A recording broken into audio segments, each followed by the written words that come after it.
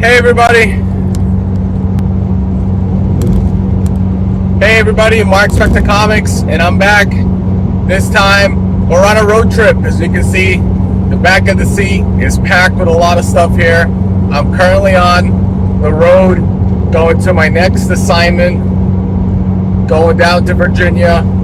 Can't wait to check it out. Got a long drive ahead of me, but it's going to be fun because we're going to be going towards my next job for the summer break.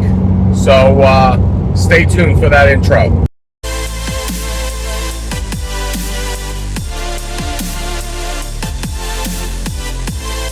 Alright, so welcome back. If you haven't already, please don't forget to like, share, and subscribe.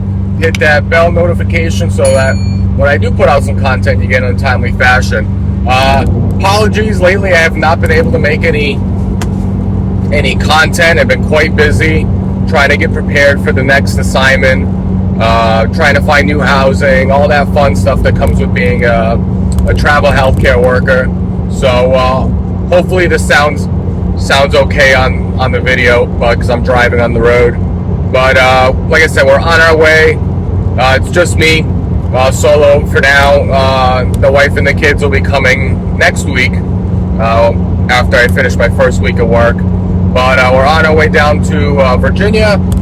Got a bit of a drive, about 10 hours from Rhode Island. But we'll making a few stops along the way.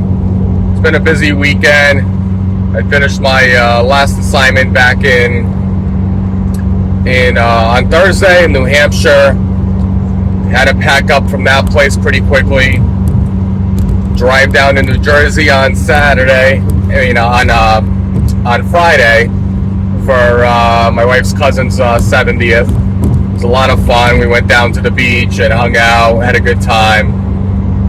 Drove back up Saturday.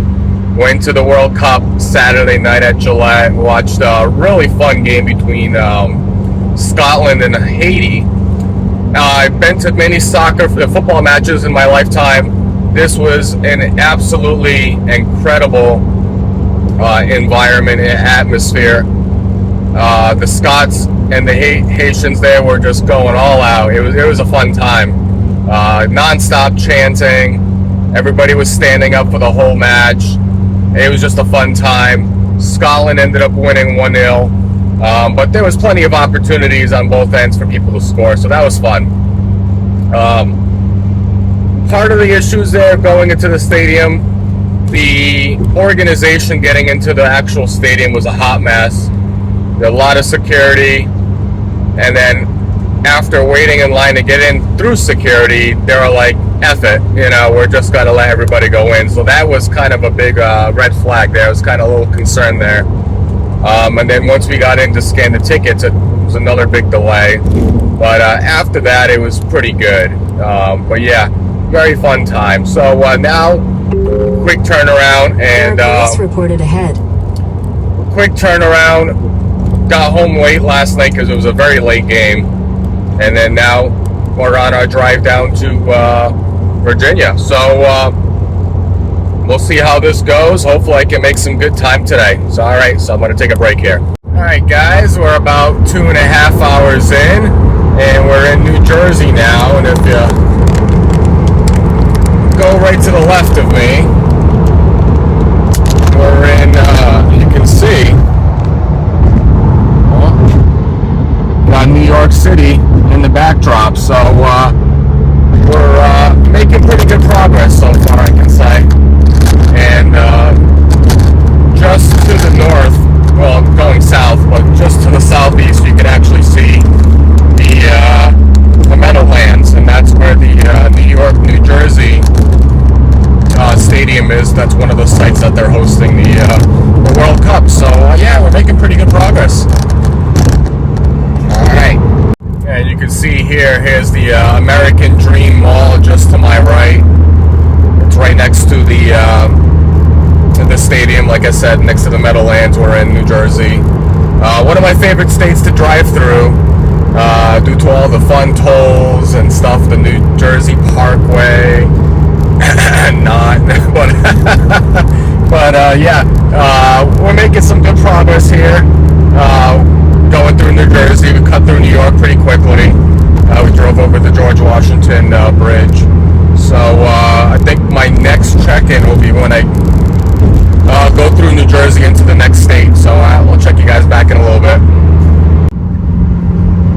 Here we go, guys. We are finally leaving that dreaded New Jersey Turnpike and heading over the bridge to Delaware Bridge, I believe, into Delaware, which is going to be, I've driven into Delaware a couple times before, but I've never driven like through the main part of Delaware. So that's going to be something I'll be doing for the first time on my trip down. So that's going to be pretty exciting. We just crossed into Delaware right now. Welcome to Delaware. There you go. So nice looking bridge. And we're going to be driving through the state of Delaware before we cross into Maryland. I would imagine it's going to be a fairly short drive, but and then we'll stop somewhere for lunch on the way. Hey guys, I'm back. We just entered Maryland. Ended up having a nice little lunch break. Needed to stretch out the legs. Ended up getting a sandwich, and then ended up finding a little comic shop in Milford, Delaware called Red Bandana. Didn't take any footage. It was quick because I was on like a little break before I needed to get back on the road, and ended up picking up a comic book. I'll show you guys the book later. Nice shop. Definitely recommend it if you're in the area. There wasn't much in the area. It was just south of Dover, but it just happened to be a comic book shop close by, so I dropped in, checked it out. Really cool shop. Lots of comic books, some key books on the wall, some toys and so forth. Ended up just picking up the one book, and the guy working there was pretty nice, and definitely would recommend it if you're in the area. Alright guys, so like I said, just crossed over into Maryland. Got about 3-ish hours left on the drive before I get to Virginia. Virginia. Free and legit will in about 20 minutes. Here we go, guys. Made it into our last stop. We finally crossed the border into Virginia. So we got about, I don't know, an hour and a half-ish left to go. Driving on the outskirts, more of the coastal part of the state. So it's a much nicer drive. We're going to be pretty soon driving right by the coastline, which you're going to get some pretty nice views, which I'm pretty excited for because I've never driven along the coast here. I've just been for the last hour or so, I just drove around the eastern shore of Maryland, and now we're doing the same part with Virginia. So it's going to be quite nice views coming up for the next hour or so. So I'm excited, and then we'll be heading over into the final destination there in Norfolk. So stay tuned, guys, and I'll catch you in. And this is right before we go into the that famous for Virginia Tunnel. And check that out. Now, after crossing all those miles on the water with the bridge, now we're going in a tunnel under the ocean here, which is the Chesapeake Bay actually, which is pretty crazy. So they call it the Chesapeake Channel Tunnel. And I did this once before when I was in Virginia 3 years ago. Ended up doing this from I believe it was Newport News going into Norfolk, and it was pretty wild. It was probably along the same route, but I haven't gone from this way before. So yeah, pretty crazy to think. And then on the other side, you're gonna end up on the other side of Virginia. Alright guys, so hopefully you guys enjoyed a little bit of that vlog. It was a very fun experience for me. Ended up driving, ended up being about a 15-hour drive. Made a lot of time early on, especially getting through Connecticut, New York, and New Jersey, which if you've ever driven on 95, Connecticut and New Jersey are two of the more painful states to drive through, especially Connecticut. But once I got into Delaware was pretty nice. Maryland was pretty nice. And then obviously once you got to Virginia, it was in the tail end. So it was a fun drive. I took a picture. They went to a really cool shop in Delaware. It's like, I want to say central to central southern Delaware, just south of Dover.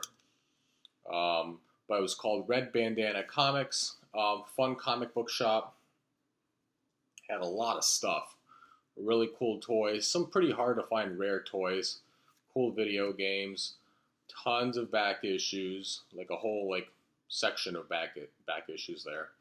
And some pretty neat wall books. And the wall books were pretty scattered. In that section of the comic book shop. And on the wall there, it did post some cool picture of that really cool Masters of the Universe Gray Skull Castle. I forget what it's called.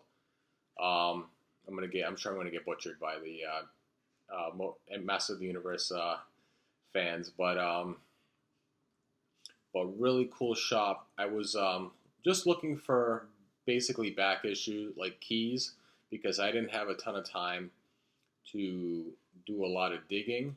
It was kind of like my lunch break, basically my little pit stop between getting lunch, gassing up, and then going back to finish the stretch. So spent about maybe 10-15 minutes at most there. So I didn't really take any. I didn't have time for footage. It was kind of just go in, go out, Found one particular key that I've never owned previously. Not a super expensive key right now. It was more pricier maybe a few years ago. But one of my fun hunting tips that I usually recommend is, if you see a key book there and there's several, usually right around the same price, you can sometimes get it for a good deal. So personally, from a cover standpoint, I think it's one of the more, for a well-known key, one of the uglier, if not the ugliest, comic book cover that I can think of I consider a major Marvel key. Not expensive, but a well-known established character. And it is an Avengers book, so this would probably give you the big, light bulb moment. And it's this book right here. This is King Size Annual Avengers number 10. First appearance of Rogue. Really cool book. This is a cover done by Al Milgrom. I forget what year this book came out. This is Bronze Age, I believe. All right, let's see. No, yep, 1981, 75 center. Let's see. Yep, Chris. That's what I thought. Yeah, Chris Claremont, Michael Golden pencils, Armando Gil inker, and then Michael Golden colorist as well. And you got Jim Shooter as the editor-in-chief, and then you got who I call Uncle Al Milgrom, doing the cover. It's like I said, it's me personally, not one of the most best to look at covers out there, but I get what they're going for. It's kind of like an action panel scene turned into a cover, which for some it's cool, but to me just not the best. But a very important character, Rogue, very important X-Men character. What I ended up getting, there was 4 copies there, and they were all in different conditions, and they were all priced at $50.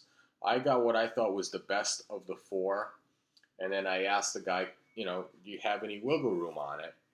And ended up getting it for $45. He had to actually call his the store owner at home, which I felt kind of bad, but he was able to do $45. So I thought that was a pretty good price, and it's in good shape. I might want to get this potentially signed by either Chris Claremont, which I think I probably should, and Uncle Al if he's back at Terrificon this year. So that would be pretty cool, I think. and then get it graded. It's in pretty, like I said, it's in pretty good shape, and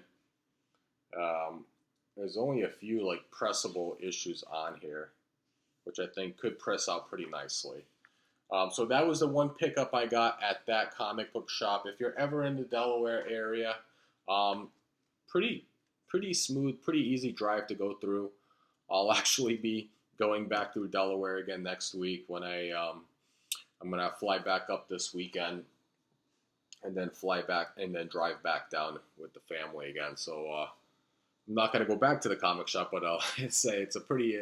If you are driving through the Delaware area, I would definitely recommend going by Red Bandana Comics.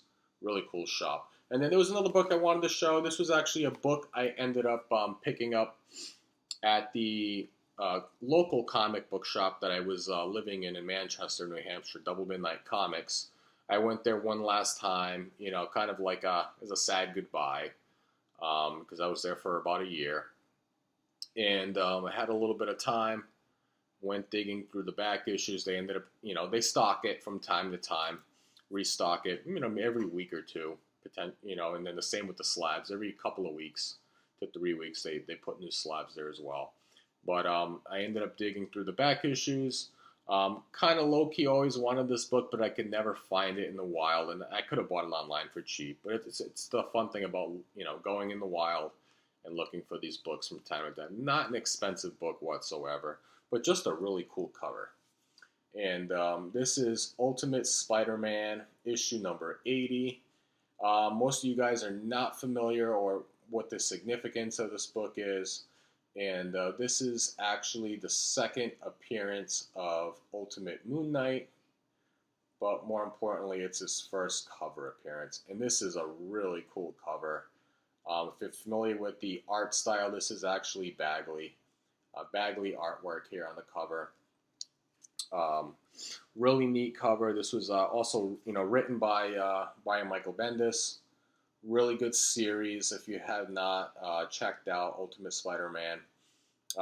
Issue 79 is the first appearance of Ultimate Moon Knight, and they had that as well. But like I said, I'm not specking on the book. It's not going to be anything. It's just a really cool cover. That's why I didn't get 79. I just wanted to get the cover because I think it looked pretty cool to display. But that's just me, and especially with the moon. Look at that moon in the backdrop. Pretty sick. And then you got the cowl overlooking Spider-Man there. So really cool cover. Just wanted to add that to the little vlog here. Hopefully you guys enjoyed it. Doing a fun little project in Virginia now. I'm trying to visit all the comic book shops in the Virginia Beach, Norfolk area. Like, there's a lot of comic book shops. It's a decent sized city between Virginia Beach and Norfolk. So, and surprisingly, there's a decent amount of comic book shops. And since this recording, I've already seen, let's see, 1, 2,